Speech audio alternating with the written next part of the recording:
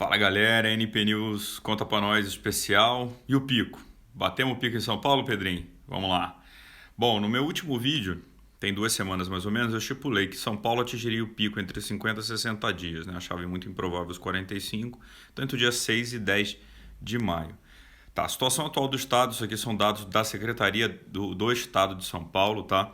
Os casos são muito concentrados em São Paulo e região aqui, na região metropolitana de São Paulo, um pouquinho do litoral aqui. E o interior para dentro está bem mais tranquilo, tá? Total de casos no estado de São Paulo, agora são dados de ontem, né? 62.345, acelerou bastante. E aqui numa visão semanal, a semana passada foi uma semana que a gente teve mais casos, aí, quase 17 mil, contra 13 mil da semana retrasada. Porém, não foi a semana com mais óbitos, tá? Na verdade, por 3 semanas, tá vendo que aqui era 920, passou para mim e pouco, são 100 pessoas a mais, óbvio que, né, a gente quer menos, é muito melhor que mais nesse caso, mas são números muito próximos, você tem poucos saltos, tá? O governo do estado tem sido muito mais apocalíptico do que a curva real da doença, tá? Vocês lembram que no NP News eu soltei também, acho que dia 9/5 saiu essa matéria que o Dimas Covas falou, nossa, vai triplicar o número de óbitos, aí eu fiz um cálculo simples que teria que acontecer 370 óbitos por dia para você triplicar o número de óbitos em São Paulo. E a média do caso foram 150 casos, você foi bem menos da metade do que ele previa. Tá? Então, como eu falei, era muito improvável e eu acho, mais uma vez, é um alarde de político para fazer que as pessoas fiquem em casa e eles não tenham que tomar as decisões que eles são pagos para tomar, né?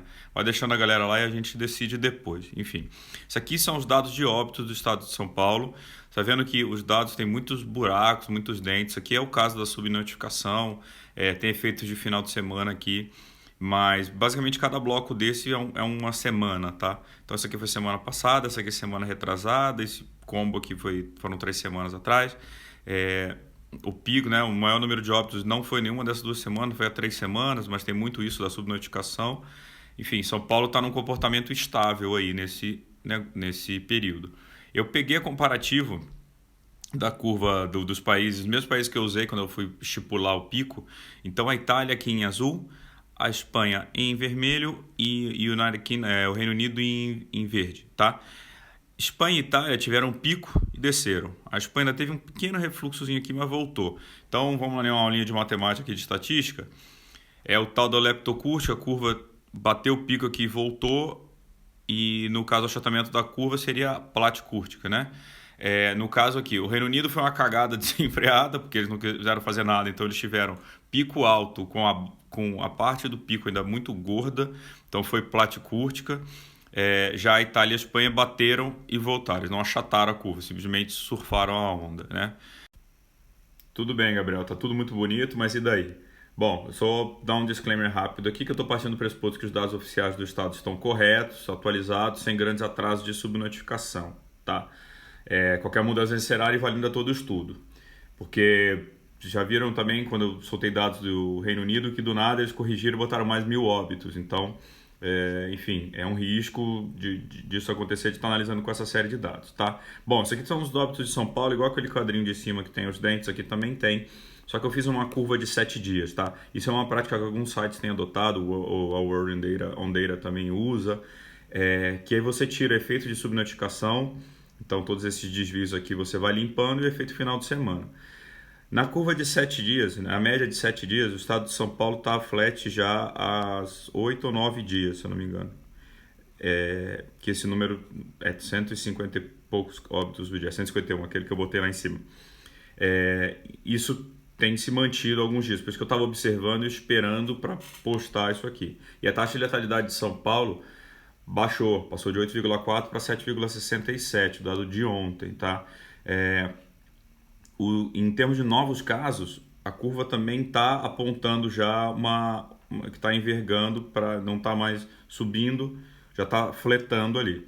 E tem um gráfico da própria Secretaria do Estado de São Paulo, que é um gráfico em escala logarítmica, que mostra que São Paulo, está vendo que o Brasil acelerando, tá vendo que aqui cabia a ponta da minha caneta, agora cabe um pouco mais, um pouco mais, um pouco mais, ou seja, São Paulo já abriu em relação ao... tá mais lento do que o Brasil. O Brasil tem outros pontos, né, de contágio, então isso a curva do Brasil é diferente mesmo. Então está mostrando que São Paulo desacelerou. E aqui está entrando nessa curva de que dobra o número de casos a cada 7 dias, o que é um comportamento bem normal do vírus no mundo. Tá? Então, sim, vou botar até a minha cara aqui, sim, acredito que São Paulo atingiu o pico e está no pico, não é que atingiu e foi embora, atingiu e está no pico do Covid, tá? Mas e agora? Bom, a Itália, quando começou a flexibilização, foram 36 dias após o pico. No dia do pico, a Itália tinha 10 mil óbitos, ou seja, 2,5 vezes que São Paulo tem hoje. E no primeiro dia do relaxamento, a Itália já tinha quase 30 mil, então quase triplicou a quantidade de casos, tá? A redução da velocidade aqui foi muito curta porque o sistema colapsou.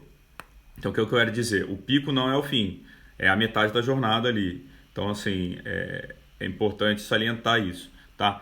Então, o aparente controle da situação em São Paulo, que é um bom sinal, os números de São Paulo estão tão bons, são bem melhores do que foram na Itália, tá? Porém, acho que o momento mais crítico é agora. E se esse índice aumentar, se relaxar muito agora, essa semana, por exemplo, as UTIs podem não aguentar, que eles têm dito que estão perto dos 90% no caso de UTI pública, né? Então, assim, minha opinião, dado que... Vou dar minha carinha aqui. Dado que o isolamento de São Paulo é fake news, é mais um folclore, é saci pererê, é mula sem cabeça, é a mesma coisa, que o pessoal está fazendo churrasco, está pedalando, está postando foto na montanha, né? E no Instagram, né? Porque foda-se, vamos botar no Instagram mesmo, que eu não tô nem aí para regra. Eu acho que a data de 31/5 não é uma data temerária para começar a soltar, a relaxar as medidas, desde que tenha um plano para que isso aconteça. E, obviamente, vendo que a cidade de São Paulo é um dos pontos mais atingidos, o relaxamento ali tem que demorar um pouquinho mais. Mas você pode, por exemplo, começar a soltar o interior, enfim. Certas coisas dentro do estado estão bem controladas, você não precisa prender todo mundo. Mas a cidade de São Paulo ainda vai sofrer um pouquinho mais. 31/5 pode começar alguma coisa, mas eu acho que eles vão segurar um pouco a cidade de São Paulo, pelo menos. Beleza? Torcer para que os nossos governantes aí tenham a serenidade para tomar decisões baseadas nos números disso e não nos números de superfaturamento de respiradores. E, enfim, que aconteça o melhor para todos. Beleza, galera? Paguei a dívida e espero estar certo.